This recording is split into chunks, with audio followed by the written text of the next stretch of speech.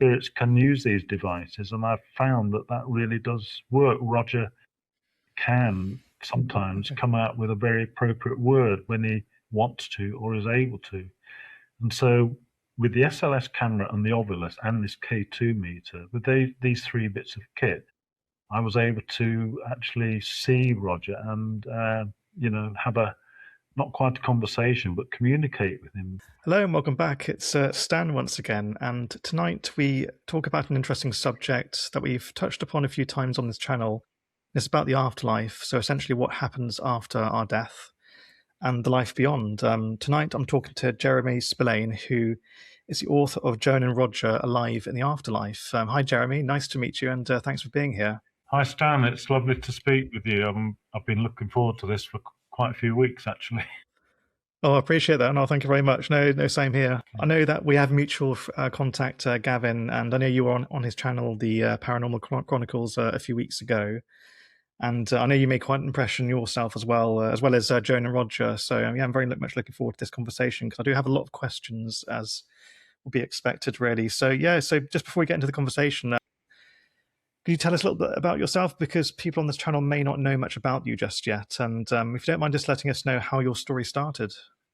Yes, well, I've just recently written a book a while ago, but it's not published till the end of April, beginning of May. And it's called Joan and Roger, Alive in the Afterlife. And I never ever thought I'd write a book. I never thought I had anything to write a book about. But Joan and Roger were my in-laws, or you could say they are my in-laws because they are still around. I've been married to Caroline, their elder daughter, for over 40 years. So I knew Joan and Roger, obviously, for all the time that I've known Caroline. So Caroline and I met when we were 17, and I'm now 65, so it's been a while. And over the years, we'd had various family funerals, but we'd never had any hint from anyone who died that they were still around, that there was any sort of afterlife. I've been brought up Catholic, but I stopped believing in Catholicism when I was a teenager, stopped going to church. I couldn't believe in the afterlife anymore, but I did still believe in God. And Roger, my father-in-law, he had a similar background to me, actually, or mine was similar to him. So he and Joan met through their church. They were both Jehovah's Witnesses, and they fell in love and got married, had two daughters, Caroline, my wife, being the elder, and Alison was the younger one, 2 years younger than Caroline. So once they had their daughters, then they stopped going to church because they were busy with the children, and apparently Roger stopped believing in the faith that he was brought up in.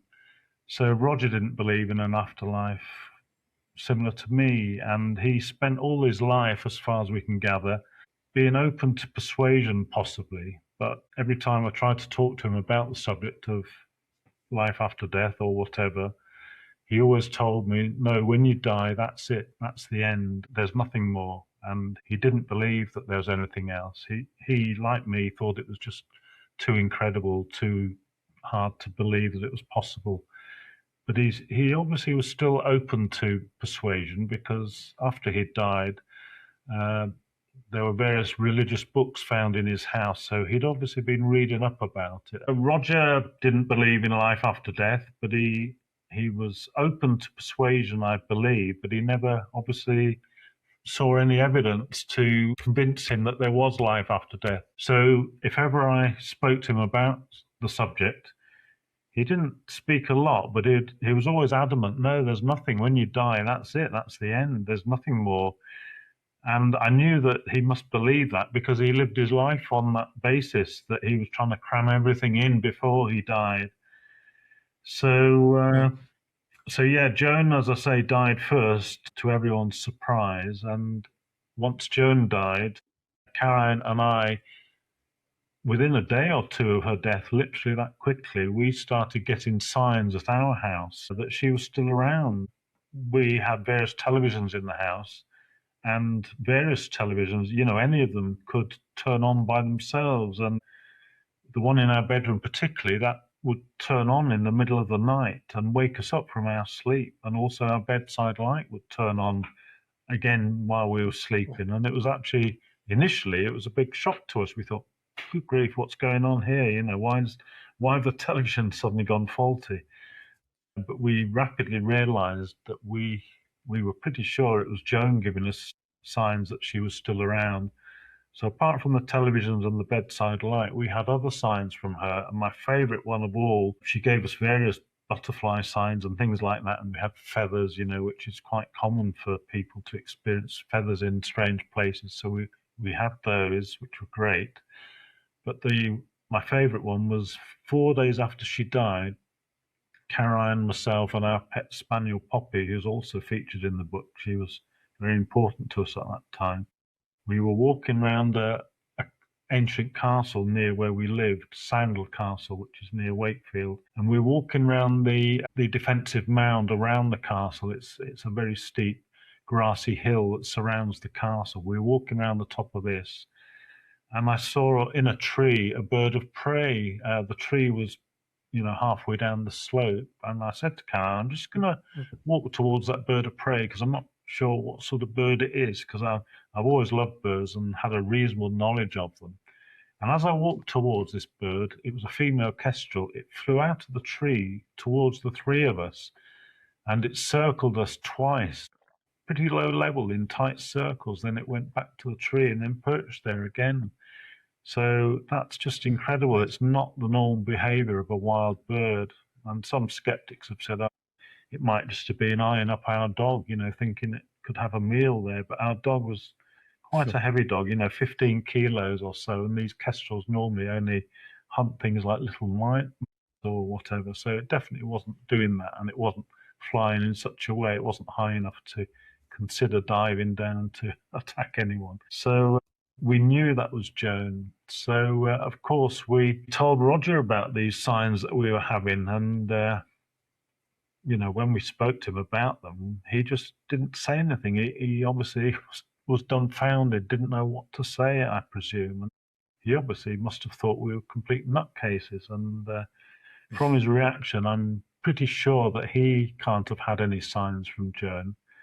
I think, to be honest, she wouldn't have given him any signs, because with his heart problems and everything else, and with him not believing, you know, not being open really to believing in life after death at that point, then I think she would have known that had she given him such a sign as we'd got, it might have been such a shock for him. It could have given him a heart attack and finished him off.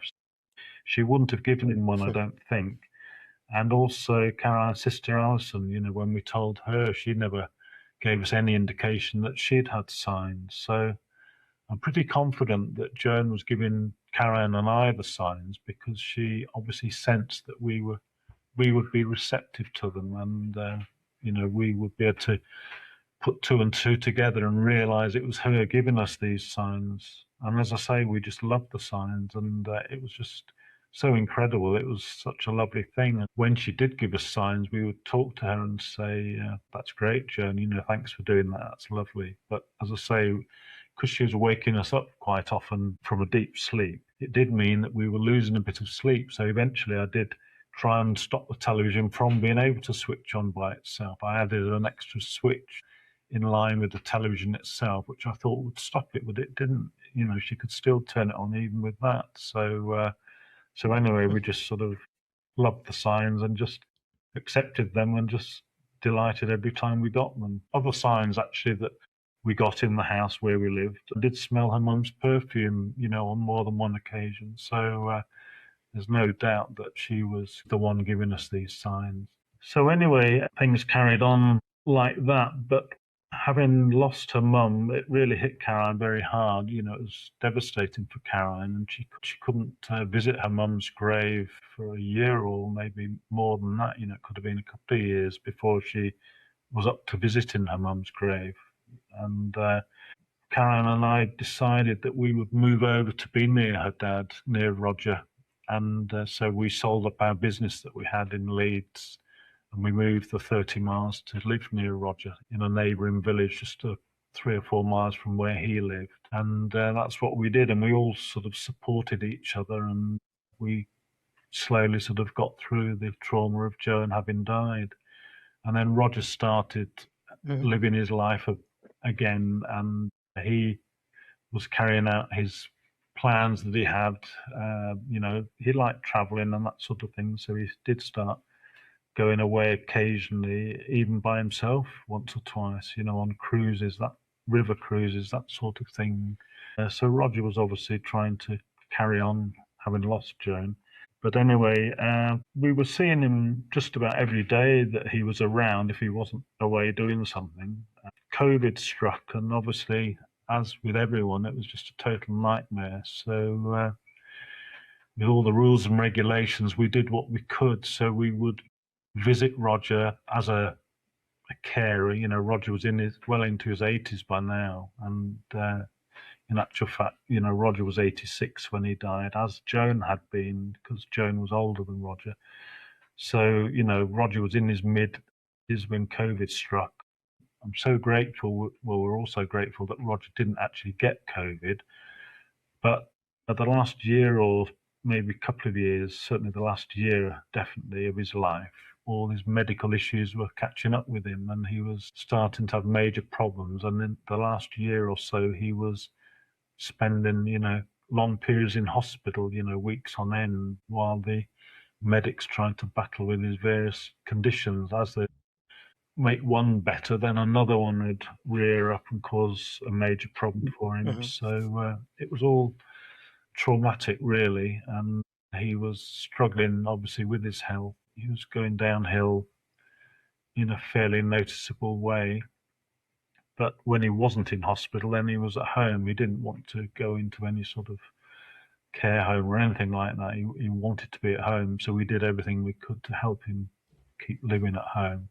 But anyway, in April 2022, he went into hospital for the last time. So about a week before he died, an ambulance was called, and he went into the hospital. And then a week later, he died, with Caroline actually in the hospital with him, holding his hand, but no one else was there with them. And Caroline rang me and said, Dad's died, and I just couldn't believe it. None of us had expected him to go quite there and then. I'm sure we all thought he was going to be around for a few more weeks or months or whatever. But anyway, he did die. So again, as with Joan, within a day or two of Roger dying, suddenly Caroline and I are getting a load more signs at our house that we knew were Roger. So there were different signs to Joan's, although there were a number of electrical or electronic signs. So rather than television turning on, this time we had things like lights in our house, the fixed lights, main lights turning on perhaps, or off even. And so if the lights were on, he might turn them off, or he might flash the lights. And sometimes he'd trip out a whole circuit in our house, at the fuse box, the circuit breakers would trip out. And once or twice he turned off the whole power to our house. And each time when he did that, it would tend to go with quite a bang, as the circuit breaker tripped out. There'd be a noticeable bang from the circuit breaker as it did so. And he did do one or two things with mobile phones. And so, as I say, there were different signs to Joan, so we were sure that this was Roger. These weren't just Joan giving us more signs. So the 4 years, just over 4 years that Joan had been dead for before Roger died, Joan's signs had gradually reduced in number. She would still give them occasionally, but they were a lot less than they were in the early days. So with Roger, as we thought, giving us these signs once he'd died, we were sure that Roger was telling us, Karen and I, he was effectively saying to us, I'm still around and I was wrong. There is life after death. And he was, I'm sure, desperate to get the message through to us that he is still around. And I just caught a glimpse of him, as I think I've told you, but I'll just repeat in case anyone missed it.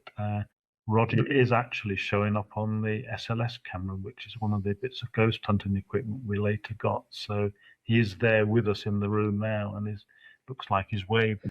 I can see on the bottom left of the screen. So, yeah, I mean, well, I have to just acknowledge the fact that you seem like a very caring person. You seem like a very loving family. So I think we have to acknowledge that, it's quite a special thing in this day and age anyway. So it's nice that you obviously all care about each other so much and have continued each other's story past the crossing over stage. So before all this happened, were you ever really fully into the paranormal? Because I know you said you used to be a Catholic and then you left that. Was this the thing that kind of transitioned you into that being open to this kind of thing? Well, personally, myself, I think it slightly like you, but not in such a big way as you. As a child, I used to get nightmares, and I used to think I saw things in my bedroom, and I was scared of the dark. But Yeah. my parents would tell me, don't be frightened. There's no such thing as ghosts.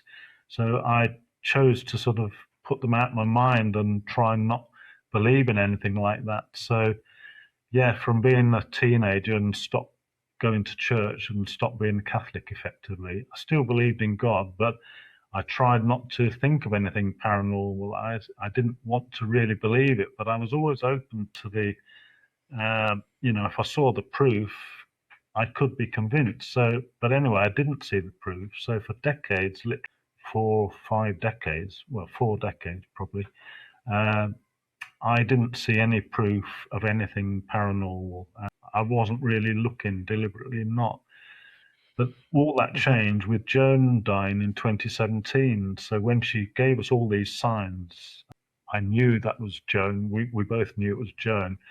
And suddenly, as soon as she died, I got all the books I could on the subject, and I watched all the television programs I could find. And I was rapidly trying to educate myself in the paranormal, life after death and everything of that nature. And I knew I had a lot of catching up to do, basically, because I hadn't really entertained the idea till then. Yes. And so, as with so many people, seeing is believing, and seeing these signs from Joan, we just knew that she's telling us there is life after death, and I couldn't think of any other explanation for her signs. That was the only explanation that fitted. And so I was reading all the books and the programs I watched, a whole range of things, but I was watching a whole load of ghost hunting programs on television, various series. And I didn't like the way the ghost hunters did their ghost hunting. It didn't appeal to me, but I watched them because I wanted to see what actually worked, and certainly in the way of equipment, what equipment actually did seem genuinely to detect ghosts, and how did it work? How did it detect these ghosts? So I felt I got a good feel of what equipment did work. And there were sort of a few bits of kit that I realized worked. And before I actually got the equipment, after Roger died, Karen and I had already started, before Roger died, just before, we'd started using our mobile phones to record videos if we were at their cemetery or anywhere else where we thought we might see something. And what triggered this, what made us do that, was actually we were at another cemetery local to us, not where Joan and Roger were buried, but we were just walking our dog in this cemetery in the town where we live in Goole, East Yorkshire. And one day, Karen just saw a blackbird in a grave having a bath. It was in the headstone of someone in the cemetery, and there's a little recess where a funeral vase would go into the gravestone, and this was full of rainwater, and this blackbird was having a bath, splashing around. And it was just a lovely thing to look at. And so Caroline videoed it for no other reason than she just thought, oh, that's interesting. It's nice seeing the blackbird having its bath. And she spotted what she thought was a light anomaly in front of the blackbird on the grass, like a little sphere of light almost, and she thought, that's strange. When we looked at the video, for a few weeks we thought that was a light anomaly, but later I realized it wasn't. It was just a stray reflection in the camera lens, so it was nothing untoward, nothing supernatural at all, I realized later. Anyway, it did make us start videoing, because we thought, well, if it was a light anomaly, then who knows, we might see more. So every time we were anywhere where we thought something could happen, we videoed on the phone, and then when we got home, I would go through the footage very carefully, trying to analyze. And after Roger died, we were taking these videos, and more than once I did see light anomalies that I was certain were, supernatural things. They weren't stray reflections or anything. And I was convinced that these were Roger showing up on our phones on the videos. So for 6 or actually about 7 months after he died, that's all we used, just the mobile phones, and we were seeing light anomalies reasonably often. And Caroline had seen some in our house. She'd taken a video in our spare bedroom, which I'd recently redecorated, and we'd put some of Roger's old furniture and things like that in the room. And she took a video of it to show her best friend Joe in Australia, who coincidentally is the one who edited the book that I wrote about all this. And she took this video in the bedroom to send to Joe and show her the bedroom where she might stay if she visited us in the future. And when Caroline looked at the footage of that, she saw loads of light anomalies in this room, all sort of flying around the room. And there was one in particular that flew in front of the mirror, at quite some speed. But when I analysed that footage and slowed it right down and looked at the stills of it, it was a very impressive little sphere of light just whizzing across in front of the mirror. And I was convinced that that was probably Roger as a light anomaly. So we were using the mobile phones, we were taking the footage, and 7 months after he died, Caroline finally did persuade me to get some ghost hunting equipment. So I said to Caroline, well, I'll get some ghost hunting equipment, but I'm not going to be doing general ghost hunting because that would scare me. I'm not going to do it in the dark, and I'm not going to do it like these people on programs do it, where they seem to be sort of scaring themselves, because I just wouldn't be able to stand it. It would be too much for me. I just couldn't do it. But I said, if I get some equipment,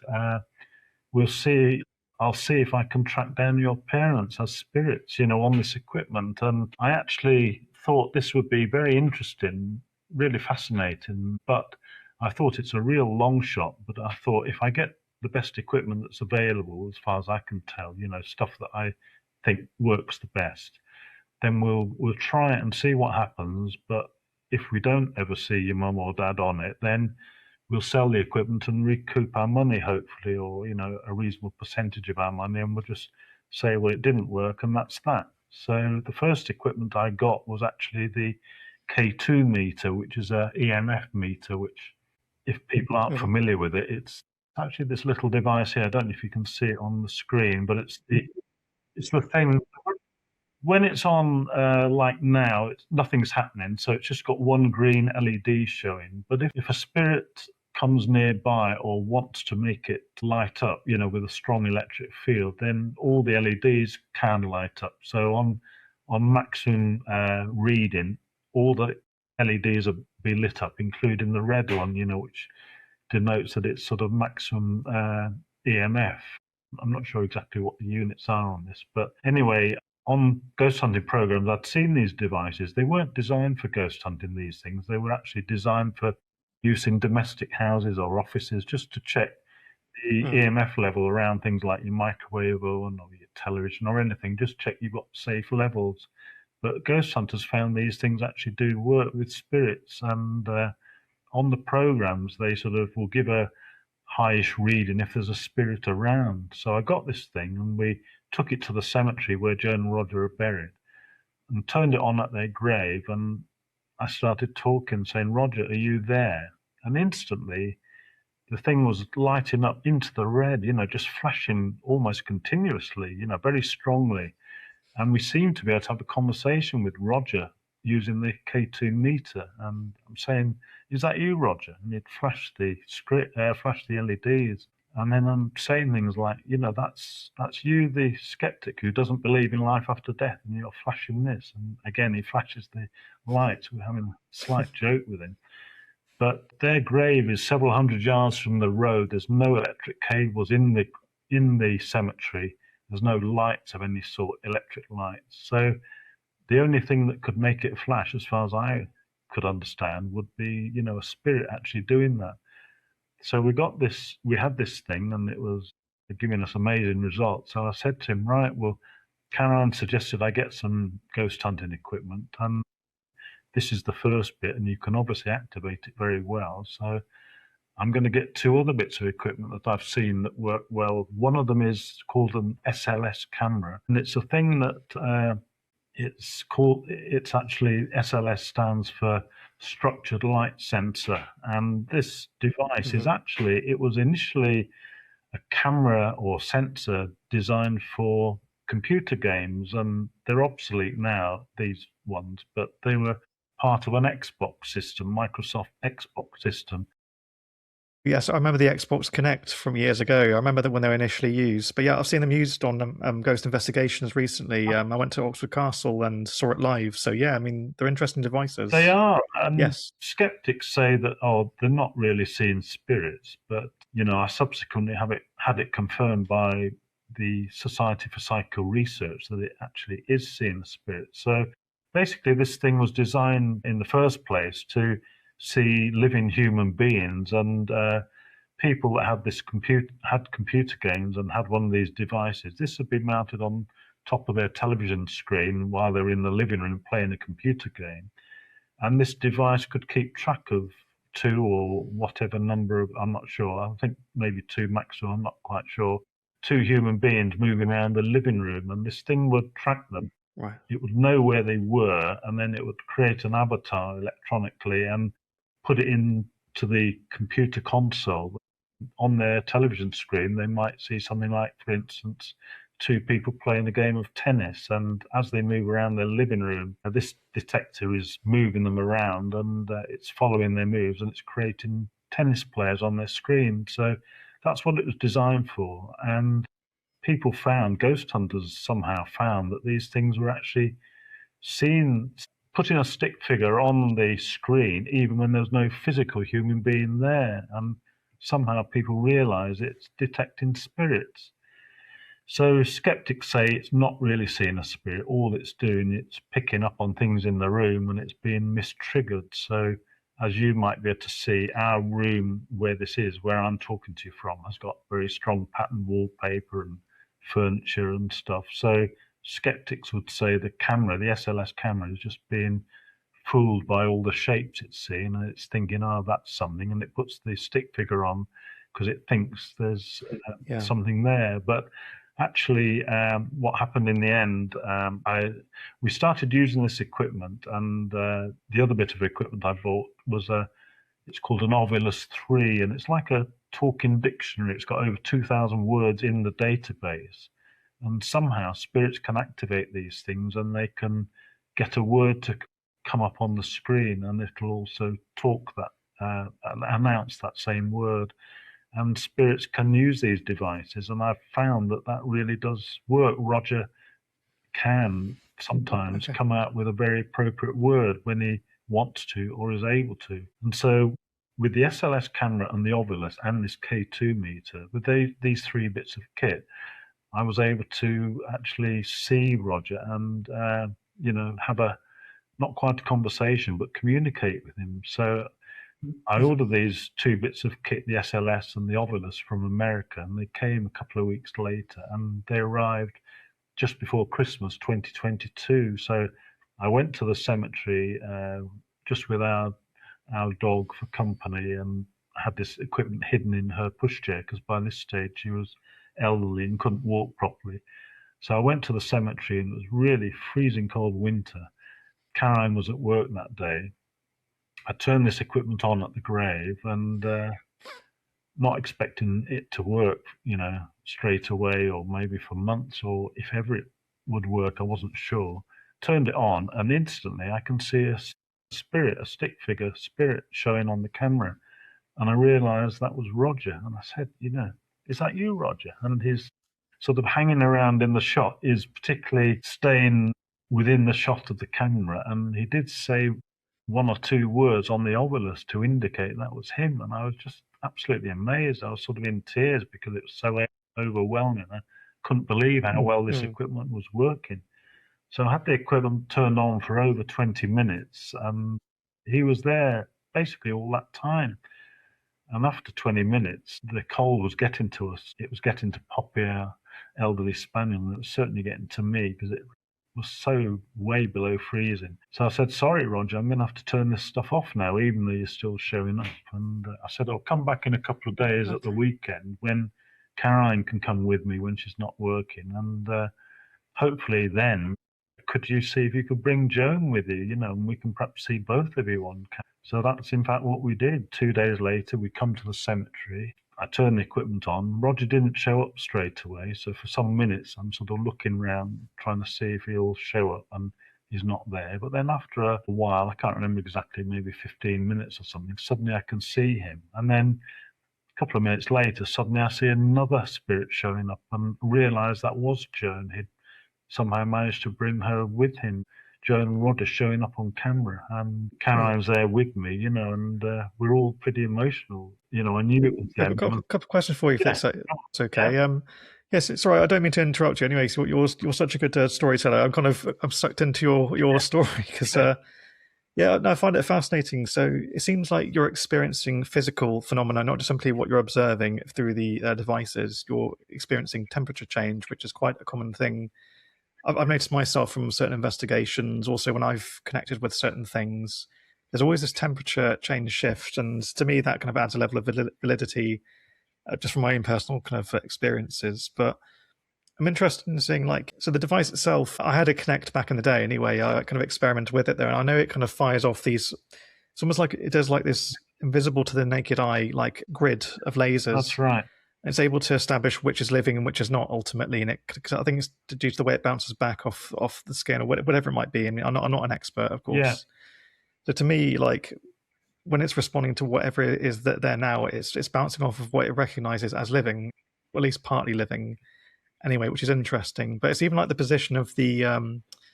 I can see like a body there to your. I think it's to your left, or is it to your right? I don't know if this is flipped either to my right, so you can see that. To your right, there we go. Yes, thank you. Yes. And so, it kind of looks like, so I can see there's a wall against you. So there's not a walkway, and it looks like it's actually leant up against the wall, which is interesting because if it wasn't reading accurately, or it would be overlaid over reality, whichever way it would sit, if that makes sense. It seems to be almost partly reacting to the environment, which I find is interesting. So yeah, I mean, fair play to you for going into essentially an area which you previously didn't know very much about. In terms of buying the equipment, testing it out, trying it for yourself firsthand. I know ghost investigators, they do kind of provoke and kind of disrespect to an extent by kind of trying to. Yes. Yeah, they certainly do. Yeah, just form entertainment really, but at least they have the equipment to work with, which isn't really interesting. So yeah, fair play to you to see if you can find your own form of evidence. So I find that fascinating. So with the evidence that you've seen so far, what do you think the afterlife is, and what do you think we are? Well, just going back to what you were saying, how the camera works, I've obviously read up as much as I can, and there are so many skeptics' views of why these cameras don't work. But when I started writing this book, because Roger was a book fanatic, he was highly educated, he was a teacher for the first few years. So Roger's given us the message that, I was wrong. There is an afterlife, and you can see him on cameras. He is deliberately showing up to us to prove there's an afterlife. And the way the camera works, similar to what you're saying, but as I understand it, there, like you say, there's these infrared, this grid of infrared light that's sent out. There's 1 million infrared dots it sends out, and it can detect things up to about 12 feet away, and beyond that it can't. So 1 million infrared dots at 12 feet distance, it's about 1 every 3 millimeters. So how I understand it is, I think it's detecting movement in the air, basically. So how I think it works is spirits are electrical, or they've got an affinity with electricity one way or the other. They either are an electric field, or they can manipulate an electric field. And so I think the infrared dots are being fractionally displaced, and the camera can detect the displacement of the dots in the vicinity where the spirit is. So within the air, obviously, within any air, you've got moisture, and water are polarized molecules, and so they will be affected by an electric field. So I think the spirit is able to fractionally disturb the air, and the camera can sense that disturbance with the infrared dots that it is reflected back from the air, or however it works. And that's what you're seeing. So the shape of the spirit isn't perhaps literally the exact shape of the spirit. And I used to think, when I wrote the book, I thought the spirit was just like an amorphous mass of energy, like a cloud almost. So you can imagine that the camera can't tell exactly where every bit of it is. It just knows there's something in that vicinity. But since I wrote the book, I have actually read books by mediums who say that when we die, the soul, as it leaves us, the first, the spirit that goes to the next life, the summerlands as they describe it, it is actually a human-shaped spirit. So it is almost like a human, but with no physical being to it. But it does have all its limbs, its arms, legs, and everything. So that would suggest that the stick figure that the camera is putting on it is possibly similar to what you're actually seeing on screen. It does have that form possibly. But I do notice that these stick figures can be all sorts of shapes. Sometimes it's a jumble of lines, and I think the reason is that the camera, it's really packed with electronics, and it's very, very sophisticated software that runs it as well. And I think sometimes, the camera is struggling to keep up with what it's seeing or detecting. And sometimes Roger doesn't show up, even when I'm certain he's around. He might be activating the K2 and even the Ovilus, but he's not showing up on the camera. And I don't always know why. Some minutes or, even half an hour for him to show up initially. And then he might be there just briefly, or he might be there for a long time. Like now, he's been here since before we started talking. So when I've asked him, why aren't you showing, is there a problem with the equipment or what, or have you got a problem? And he does sometimes say on the Ovilus factors, and he says this quite frequently if he doesn't show up. So I believe sometimes Roger, possibly he doesn't have the energy to make himself visible to the camera or something along those lines, I think. So going back to your question, what is the afterlife? Well, you can see Roger there, and he's in the afterlife. And it seems that the afterlife is all around us. They literally are with us, but they come when they want to. So once I got this equipment, and I was certain it was Joan and Roger, I realized that the odd word that we get on the Ovilus, good as it is, isn't a conversation. And I realized I needed to get more help. And I had contacted various mediums to try and get them to help me to give us readings from Joan and Roger. And a few of the mediums actually responded to me in a very negative, frightening way. And they said, no, what you're doing is dangerous. You're going to trap Joan and Roger here on Earth. They're going to be trapped spirits, and they won't be able to move on to the afterlife where they should be. And I was really worried about this. But then I spoke to a lovely medium who's called Ali Mather. She lives in Yorkshire, not too far from where we live. And she was familiar with all this equipment. She uses it. She does ghost hunting, but she's also an amazing medium as well. And she was really keen to help us with our research, if you like, our sort of experiments with Joan and Roger. And so we went over to her house and we went to have a reading with her. And I turned the equipment on in the room where we were going to have it. And as we were waiting for her to make some coffees for a few minutes, we were in the room and Roger's showing up on camera. And then as Ali comes in the room, suddenly the stick figure spirit disappears into Ali Mather. And I said, oh, Ali, it's a shame. Just as you came in, he sort of disappeared into you and he's not showing up now. And she said, that's actually a good thing. It means he's blended with me. So hopefully we'll get a very good reading, which we did. We got an amazing reading. So she was able to come out with all his various medical problems and that. And each time she came up with something that was what he had, which was quite complicated, Roger would flash the K2 meter very strongly as if to say, yes, that's exactly what I had. You're right there. So that was incredible. So Ali Mather is featured in this book along with two other mediums. So the other medium, we'd seen him previously, Stephen Holbrook. He's from Yorkshire, but he travels the country and travels the world actually doing his readings, but he only does things as a public show. He doesn't do one-to-ones, which I found frustrating. I was trying to get him to help me with this stuff we were seeing on the SLS camera. Would he help us with a one-to-one? But he wouldn't. But he did agree that we could use the equipment at one of his shows, which we did, and we filmed, and we saw a number of spirits. And one of them, Caroline is certain, was her dad, because Roger was a total book fanatic. You know, he loved books, and Hmm. there was a point in the show, in Stephen Holbrook's shows, when he's coming up to the interval, he's telling the audience, he says, "We're going to have a break now, but if anyone wants to buy one of my books that were written about him," he said, "they're here for sale. You know, come up and buy one."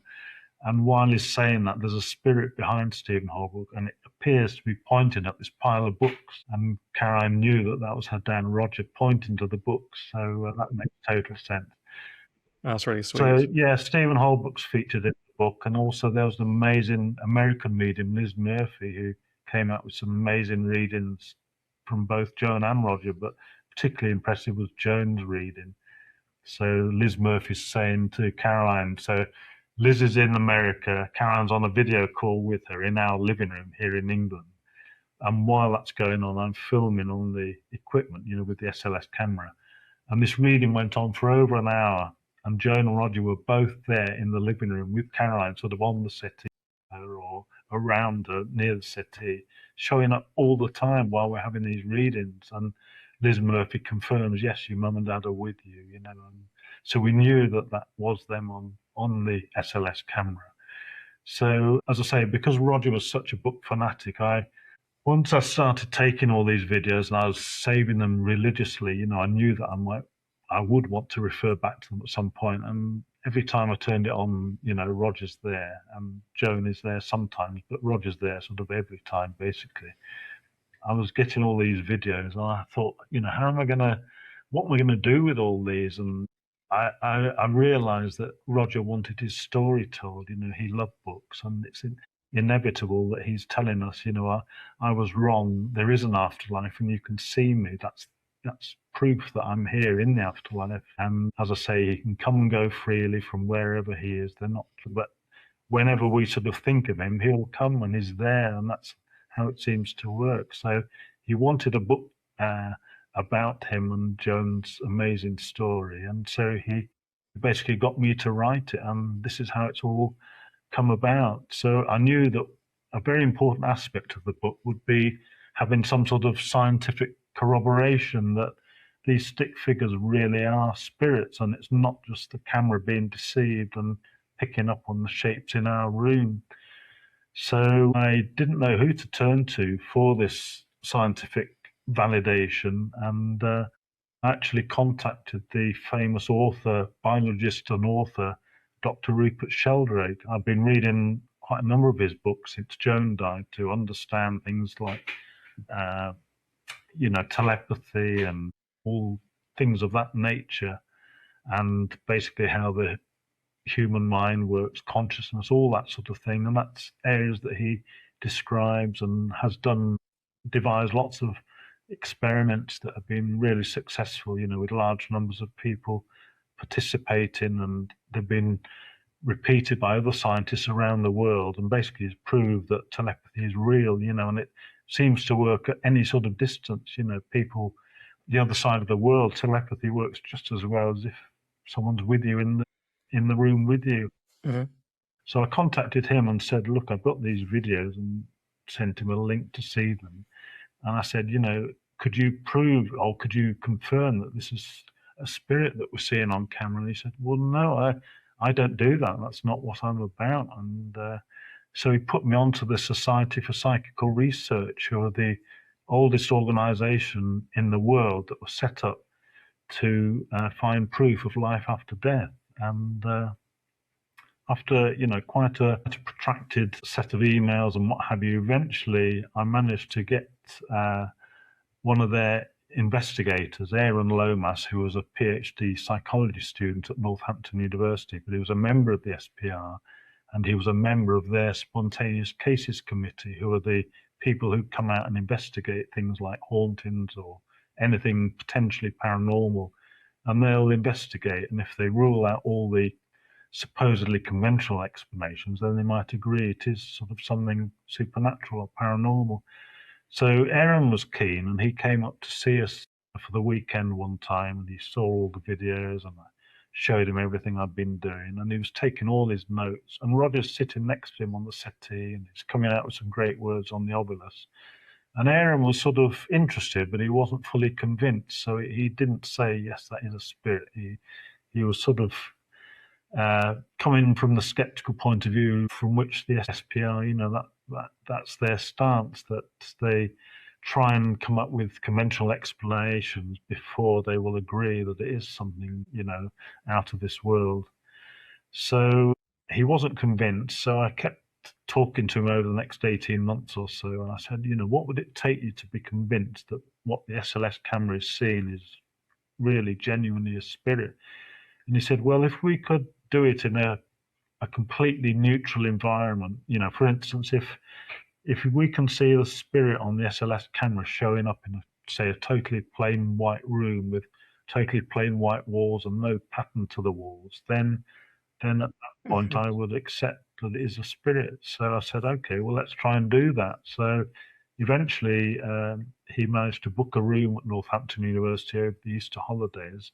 And I went down there, which is 150 miles from where I live, and I took my camera, and I'd already sent Aaron an SLS camera for him to assess and keep and do all various experiments before we met up, which he did. So he'd used this SLS camera, he'd got the feel of it, he knew what it could do and all the adjustments that are on it, which I've never touched on mine. And we were going to do a number of side-by-side experiments with the two SLS cameras and see if we could see a spirit and see if both cameras are seeing the same thing in this room.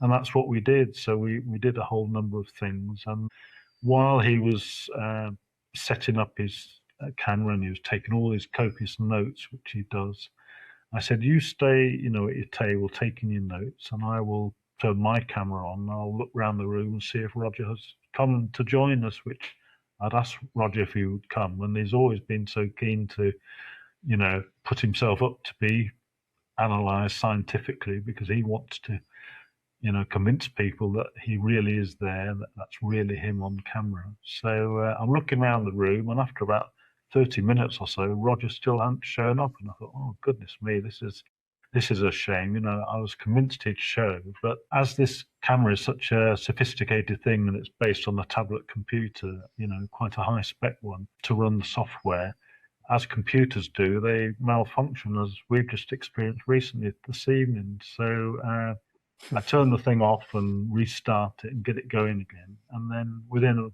just a few minutes of restarting it, suddenly I can see the stick figure showing up on the plain white wall in the room that we're in. So I say to Aaron, you stay sitting, don't move, because sometimes if you get up and walk in front of the camera, it might stop the spirit from showing up. The camera loses track and then it perhaps can't re-establish the spirit or whatever. I'm not quite sure, but I told Aaron to stay where he was, which he did. And for about 4 minutes or more, there's a green stick figure showing up on the wall next to Aaron, and pretty much as the spirit you can see now, it was there pretty large against the white wall, and I was certain that was Roger. I said to Aaron, right, well, I'll show you once this spirit goes, I'll show you what I've recorded, but is there anything else you need me to do for you to be convinced that that is a spirit showing up on the SLS camera? And Aaron says, no, that's it.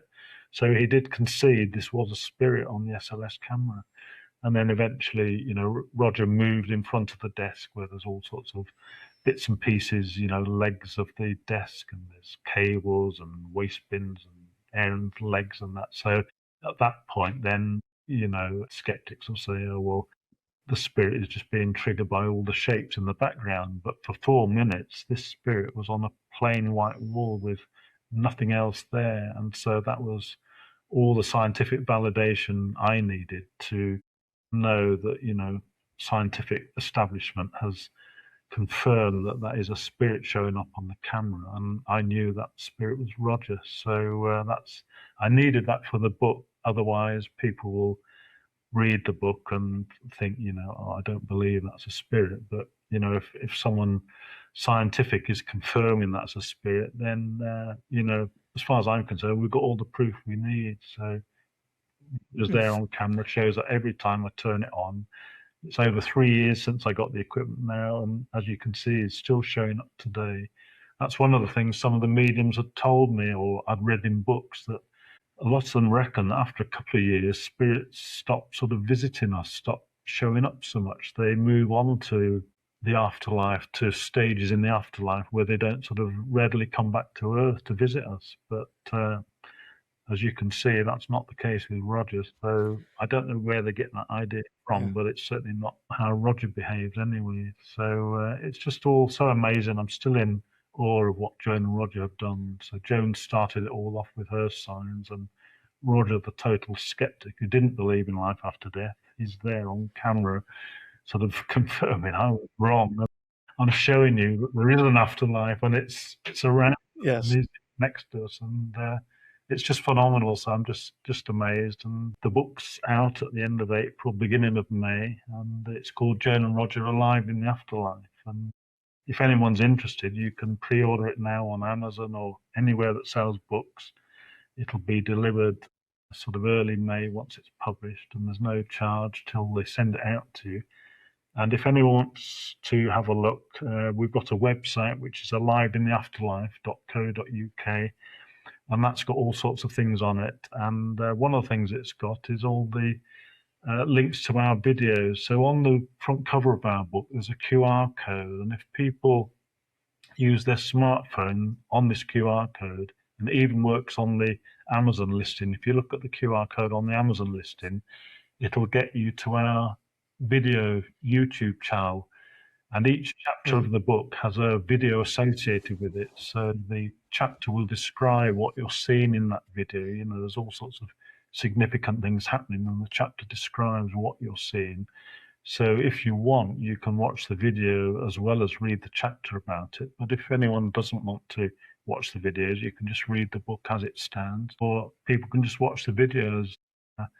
But if anyone is interested and wants to see, the first video I would recommend, if you get to our channel by using the QR code or whatever, then the first one to watch, it's SPR Investigator confirms SLS Camera sees genuine spirit, and it's a 6-minute 1-second runtime.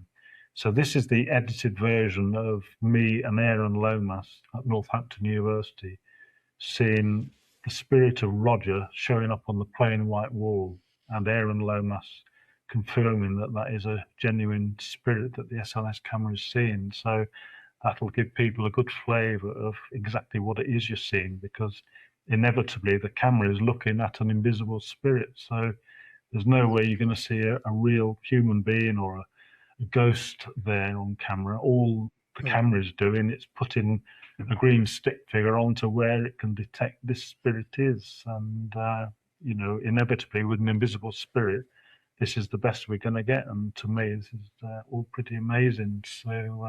So there you have it. The ghost hunting equipment, people might think, you know, a serious book about the afterlife, it's not going to have gimmicky ghost hunting equipment, but that's where Roger, he loved electronic gadgets, and it's totally right, totally appropriate that Roger would use electronic gadgets to prove that he's still around. So it's totally in line with how he was, that he would use these electronic gadgets, which he knew worked.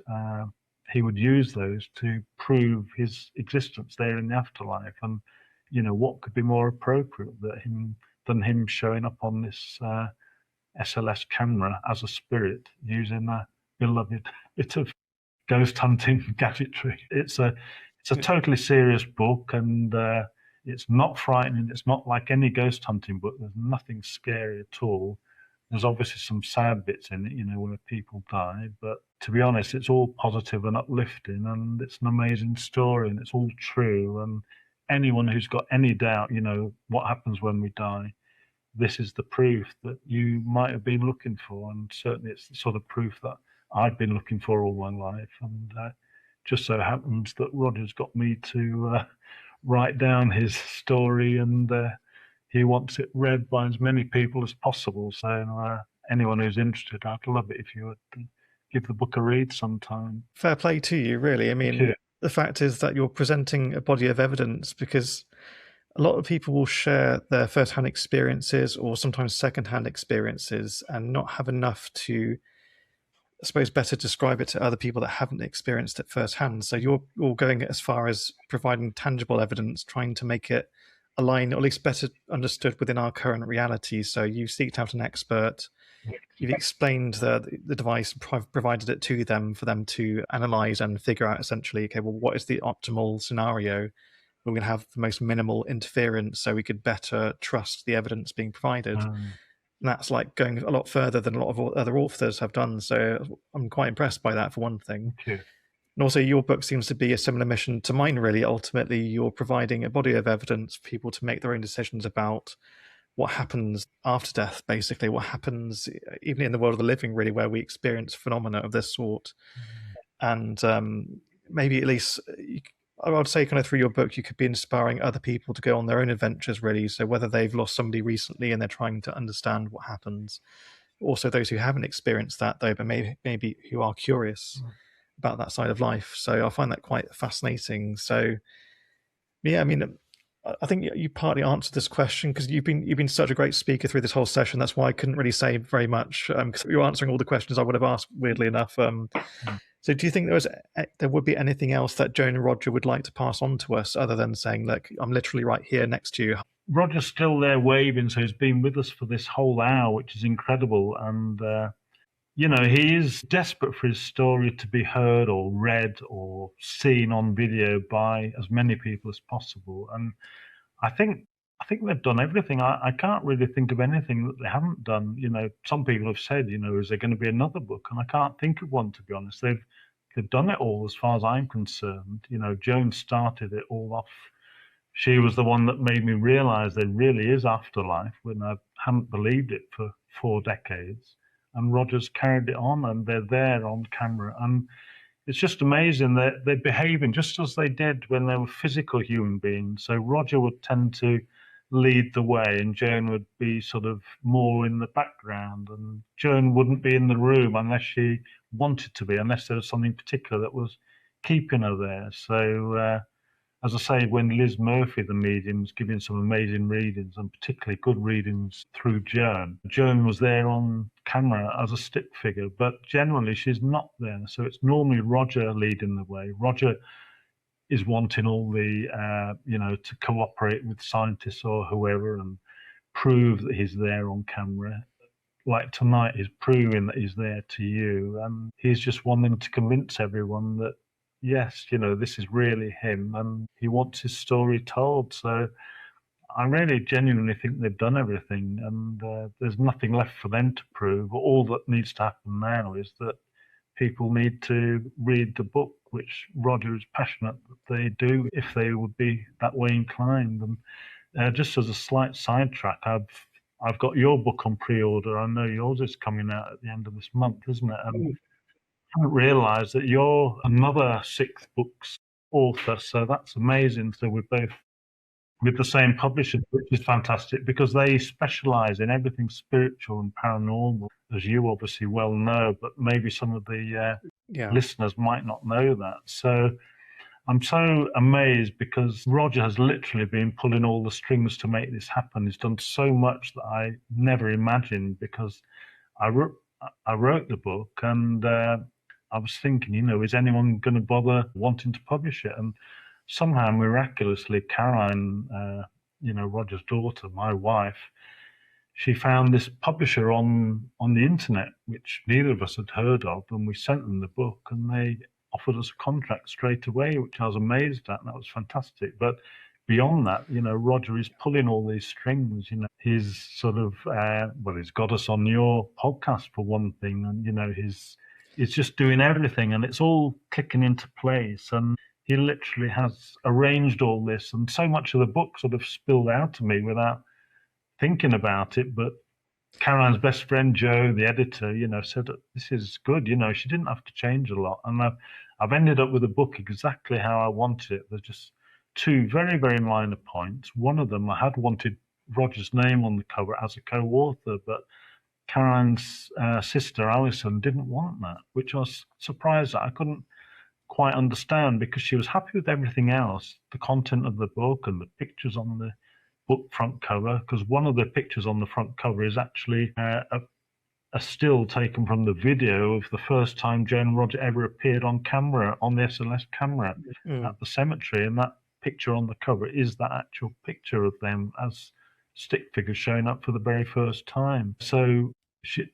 Alison wouldn't have her dad's name on the cover, which I found odd because Roger literally has been the co-author. In fact, he's almost been the lead author. He's been getting me to do it. In life, he would give me projects occasionally, like in his house once, he said, I want you to, replace all my light bulbs with LED ones, because he thought they'd be more efficient and cost less to run. And that was a project he gave me. And he'd give me other things like that. And also, Alison's husband, Colin, he would give him projects and he would give us both projects. So really, this book has been like Roger saying, Jeremy, I need you to write this book about me and Joan. Can you do it? And he's there in the afterlife sort of directing me. And I love it. It's amazing. I'm just so pleased to be doing it.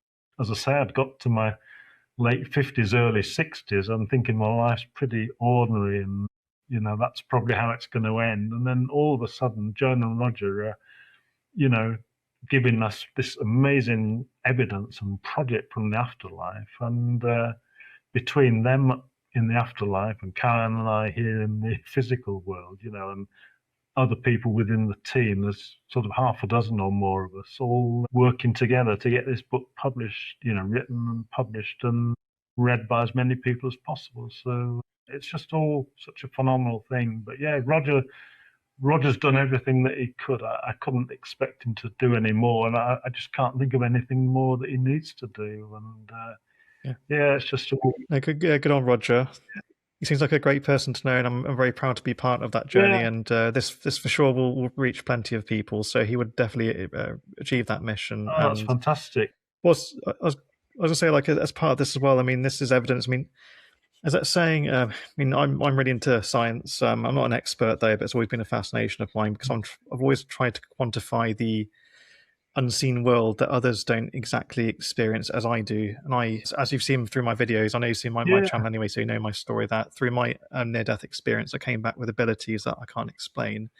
So ever since then, I've been trying to quantify and understand the way this thing works. And when I see people do what you do, I find it quite exciting because we're just beginning to touch upon that. And one day I do eventually see us being able to fully detail other dimensions as our technology gets more advanced. And ultimately it falls down to the fact that, as it's known in science, energy can't be destroyed, it can only be transferred. So when we seem to pass over, we get that kind of, as you mentioned, effect. Did you mention that it's like the lighting in your house, that like the technology in your house were having issues at the time of their passing? I've experienced myself. I used to be part of a circle years ago where we would practice opening up and connecting to speak to loved ones and such. Right. And the guy who ran it said, okay, I actually have a digital clock and I actually use this during my sessions. And he said, actually, look, it's actually not plugged in, but I know that when energy is getting high, it will turn on and start showing the time.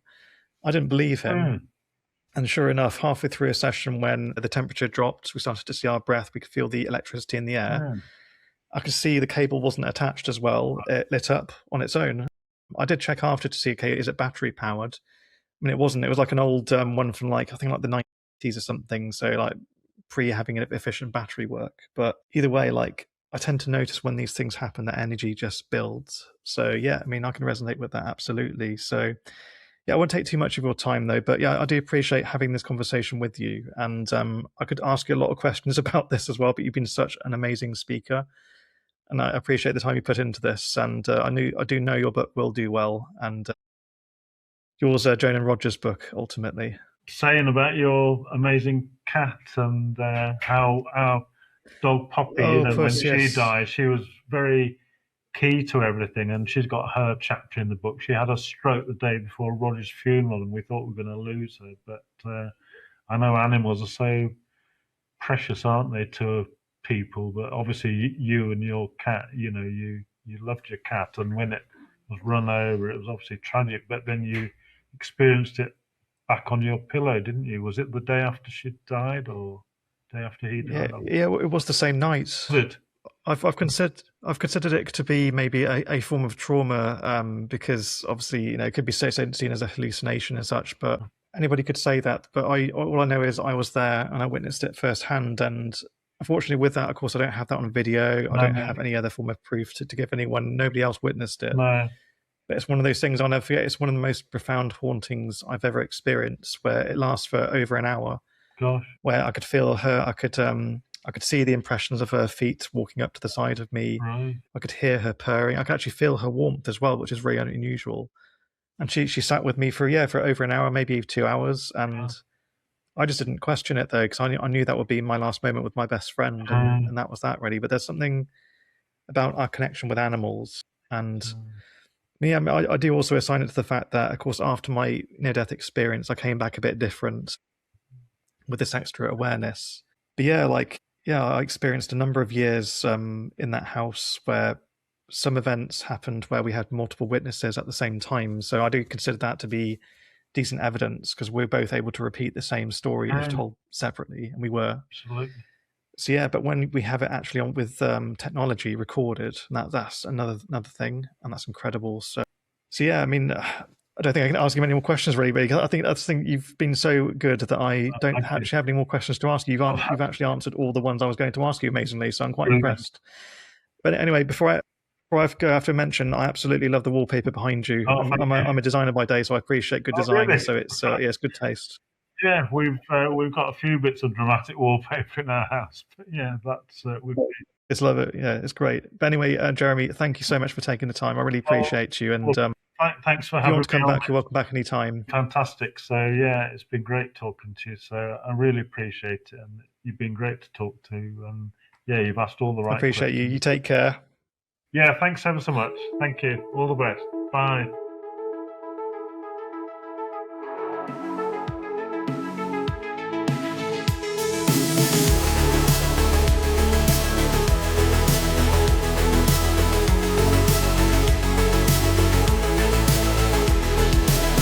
Giving a voice to those without a choice, sharing dreams and blowing off steam. We'll lend you a hand, we'll let you stand, sharing stories about the unknown. Paranormal perspectives, we're here to inspect it. I'm a small, not a medium. Let us escape from this tedium, learning from each other, breaking barriers. A message of hope, birthed from the unknown. Who you gonna call? I'm not a ghostbuster. No proton packs, just crossing streams of knowledge. It's not so scary when things get hairy. It's not the paranormal, just future normal. Breaking barriers, no longer the carrier. Releasing the fear and replacing it with knowledge. Understanding each other, we uncover a whole new point of view within you. Paranormal perspectives, we're here to inspect it. I'm a small, not a medium. Let us escape from this tedium, learning from each other, breaking barriers. A message of hope, birthed from the unknown. The only stream we need to cross is the platforms to get the message across. Knowing each other, sister to brother. No ghost or spirit or demon will ever get the better of this medium.